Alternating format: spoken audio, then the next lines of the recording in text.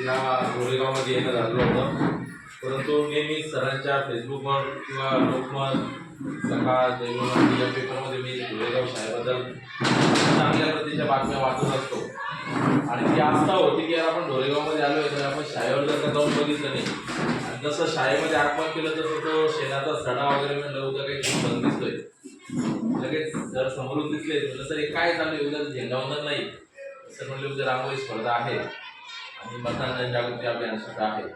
खरं तर गुणवत्ता ही वर्गात गेल्याबरोबर दिसली. सरांनीच ते एका आवाजात सांगितलं, सगळे पोरं सायलेंट झाले, पुस्तकं काढायला लागले, वाचायला लागले.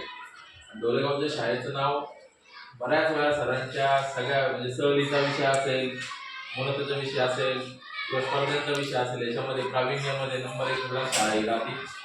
सर्व गुरुजन, आमच्या सर्व बहिणी याचा स्टाफ म्हणून आहेत. राजेश सर असतील, मनोज विले सर असतील, सरांचा माझा परिचय आहे, सुनामीर भाई आणि दानेकर सरांचं मी पण ऐकून आहे बऱ्यापैकी. सगळेजण स्टाफ तुम्ही खूप चांगल्या पद्धतीने नवीन भविष्यातली पिढी घडवत आहे, त्याबद्दल तुम्हाला शुभेच्छा. आमच्या सामाजिक कार्यातून शाळेला जी काही मदत शक्य असेल आपण नक्कीच सांगा, आम्ही ती करण्याचा प्रयत्न करू.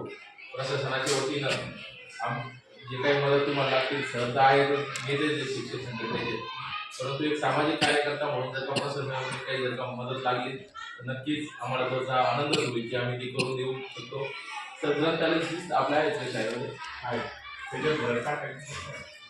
ग्रंथालयाच्या माध्यमातून सामाजिक विषयावर जे काही चांगले पुस्तकं आहेत, मी 19 फेब्रुवारी छत्रपती शिवाजी महाराजांची जयंती आहे त्या निमित्ताने सरांकडे ते पुस्तकं काही ग्रंथ मी पोच करतो, म्हणजे ते तरुणांना नवीन युवकांना वाचता येतील आणि त्यांच्यामध्ये महापुरुषांच्या प्रेरणा येतील. सगळ्यात महापुरुषांची पुस्तकं मी संभाजी ब्रिगेड मराठा सेवा संघाच्या वतीनं आपल्या शाळेला भेट म्हणून सरांच्या माध्यमातून पाठवतो.